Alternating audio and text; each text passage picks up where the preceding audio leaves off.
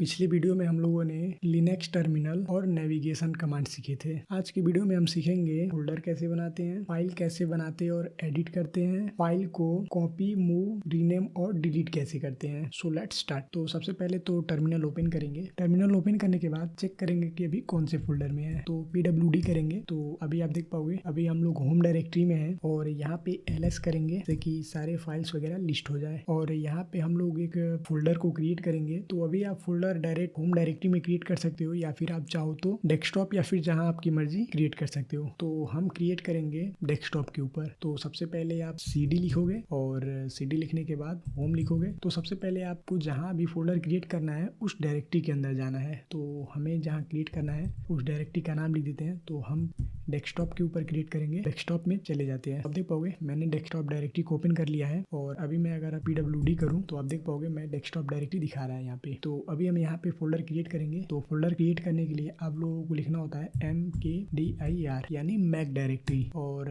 उसके बाद स्पेस देंगे। फिर जो भी डायरेक्टरी आप लोगों को क्रिएट करना है उस डायरेक्टरी का नाम लिखोगे। टेस्ट नाम दे देते हैं और एंटर करते हैं। जैसे ही आप एंटर करोगे और एंटर करने के बाद आप बैक जाके देखोगे जैसे डेस्कटॉप यहाँ दिखा रहा है और मैं बैक करता हूँ। बैक करने के बाद आप देख पाओगे यहाँ पे एक टेक्स्ट नाम का डायरेक्टरी क्रिएट हो चुका है और आप यहाँ पे भी डायरेक्ट चेक कर सकते हो। ls लिखेंगे और एंटर करेंगे तो यहाँ पे आप देख पाओगे टेस्ट नाम से एक डायरेक्टरी बन चुका है। तो सबसे पहले फोल्डर के अंदर जाएंगे। तो अभी हम कौन से फोल्डर में ये देख लेते हैं। हम लोग डेस्कटॉप में है तो अभी हम लोग जाएंगे टेक्स्ट वाले फोल्डर के अंदर। तो यहाँ डायरेक्ट टेस्ट लिखेंगे और एंटर करेंगे। तो अभी आप देख पाओगे अगर मैं अभी pwd करूँ तो अभी आप देख पाओगे अभी आप टेक्स्ट डायरेक्टरी के अंदर हो। तो अभी चलिए टेक्स्ट डायरेक्टरी के अंदर कुछ फाइल वगैरह क्रिएट करते हैं जिसमें हम टेक्स्ट वगैरह लिखेंगे। मैं इसकी बात कर रहा हूँ। अभी हम इस डायरेक्टरी में आ चुके हैं और इस डायरेक्टरी में आने के बाद हम एक फाइल क्रिएट करेंगे जो कि .txt फाइल होगा। तो चलिए क्रिएट करते हैं। इसके लिए आपको टच कमांड का यूज करना होगा। तो यहाँ लिखेंगे टच और फिर स्पेस दबाएंगे। स्पेस दबाने के बाद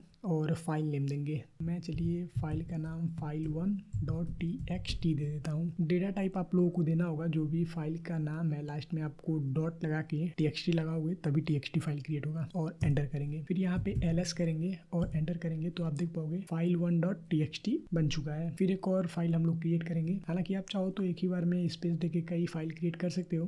तो चलिए एक और फाइल क्रिएट करते हैं। इसका नाम रख देते हैं file2.txt और एंटर करते हैं। फिर अगर ls करें तो अभी आप देख पाओगे अभी यहाँ पे दो फाइल देखने को मिल चुके होंगे। और अगर मैं आप लोगों को यहाँ पे दिखाऊं तो पूरा बैक करके दिखाते हैं तो आप देख पाओगे ये टेस्ट और यहाँ पे दो फाइल क्रिएट हो चुके हैं। तो चलिए अभी इसके अंदर कुछ कंटेंट लिख के देखते हैं। तो इसके लिए आप नैनो कमांड का यूज करोगे।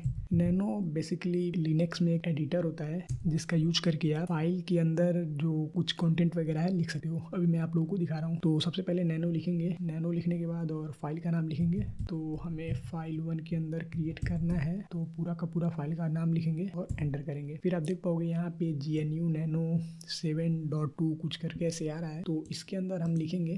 तो ये ऐसे देख के आपको हड़बड़ाना नहीं है, बहुत आसान है, धीरे धीरे हम सब सीखेंगे। तो चलिए अभी लिख लेते हैं यहाँ पे अपना फर्स्ट कमांड हेलो लिनक्स। फिर लिखते हैं दिस इज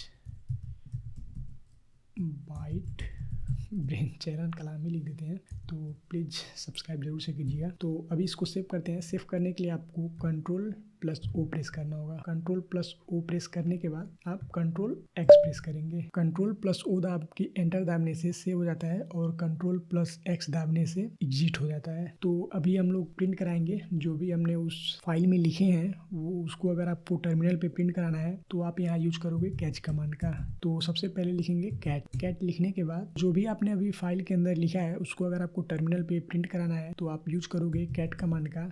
कैट लिख के आपका जो भी फाइल नेम था तो फाइल नेम दे दीजिए file1 फिर .txt फिर एंटर करेंगे। तो आप देख पाओगे यहाँ पे hello Linux this is Byte Brain. तो ऐसे कुछ लिख के यहाँ पे प्रिंट हो जाएगा। और अगर मैं आप लोगों को बैक करके यहाँ पे दिखाऊं तो आप देख पाओगे ये फाइल था और अगर इसको डबल क्लिक करके ओपन करें तो यहाँ पे आप देख पाओगे। तो फिर वही बात है कि ये काम आप यूजर इंटरफेस से भी कर सकते हो, पर वही है कि सर्वर या फिर क्लाउड के फील्ड में अगर आप लोगों को जाना है तो वहाँ पे आपको यूजर इंटरफेस नहीं मिलेगा। तो लिनक्स पे ही काम करना पड़ेगा जो कि कमांड लाइन बेस होता है। तो अभी हम अपने नेक्स्ट कमांड लाइन का यूज करेंगे जो कि है cp मीन कॉपी। ये आप अपने फाइल को कॉपी वगैरह करने के लिए यूज करते हो। जैसे मुझे फाइल1 का अगर कॉपी बनाना है तो मैं लिखूंगा cp file1.txt और फिर दाबूंगा स्पेस और फिर इसको कॉपी नाम देते हैं, आप कोई भी नाम दे सकते हो .txt और एंटर करते हैं। तो फिर ls करते हैं तो आप देख पाओगे यहाँ कॉपी नाम से एक और नया जो है कि टेक्स्ट फाइल बन चुका है। सेम वही फाइल कॉपी पेस्ट हो जाता है, जैसे लाइक मैं आप लोगों को दिखाता हूँ। मैं यहाँ पे आके ऐसे कॉपी और फिर पेस्ट करूं या फिर टर्मिनल से कॉपी पेस्ट करूं, दोनों सेम ही होता है, पर आपको टर्मिनल से करना है। तो अब बात करते हैं अपने नेक्स्ट कमांड की, जो कि है mv। तो नेक्स्ट जो हमारा कमांड है वो है mv कमांड का यूज रीनेम या फिर मूव करने के लिए किया जाता है। तो चलिए इसको देखते हैं। सबसे पहले लिखेंगे mv और फिर लिखेंगे फाइल का नाम। तो फाइल का नाम इस बार हम सेकेंड वाले फाइल को रीनेम करेंगे। तो फाइल का नाम लिखेंगे और जो भी नया फाइल का नाम देना है आपको, न्यू file.txt, ये मैंने फाइल का नाम लिया और एंटर किया।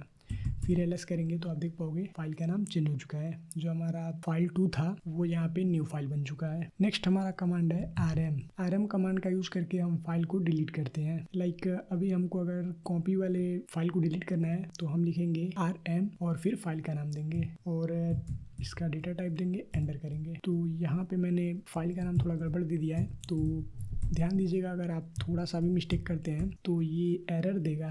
तो फिर एंटर करेंगे, फिर ls करेंगे तो आप देख पाओगे फाइल डिलीट हो चुका है कॉपी वाला। और अगर आप यहाँ फोल्डर में भी आके देखें तो यहाँ से भी वो डिलीट हो चुका है। तो अब बात करते हैं कि अगर आप लोगों को फोल्डर ही डिलीट करना है, लाइक pwd करें, और अगर आपको ये टेक्स्ट जो फोल्डर है इसको डिलीट करना है, तो मैंने आप लोगों को एक कमांड बताया था cd और फिर स्पेस और डॉट। इससे क्या बताया था कि एक बार बैक जाने के लिए यूज किया जाता है। तो इसको एक बार बैक जाते हैं, आप जिस भी फोल्डर में हो उससे एक बार बैक जाके फिर उसको डिलीट करना होता है। अब यहाँ पे अगर हम pwd करें तो अभी आप देख पाओगे हम लोग डेस्कटॉप पे हैं और डेस्कटॉप के अंदर ही टेक्स्ट है। तो यहाँ पे अगर हम लिखेंगे rm और -r और फिर लिखेंगे फाइल का नाम, जिस भी फाइल को आपको डिलीट करना है। तो मुझे डिलीट करना है टेक्स्ट वाले फोल्डर को, तो फोल्डर का नाम लिखेंगे और एंटर करेंगे। ध्यान रखिए ये -r रिकर्सिवली यूज होता है। अगर आपने इसको गलती से भी यूज किया तो समझ लीजिए कि उस फोल्डर को डिलीट होना ही होना है, उसके अंदर के जो भी कंटेंट वगैरह हैं वो डिलीट हो जाएंगी।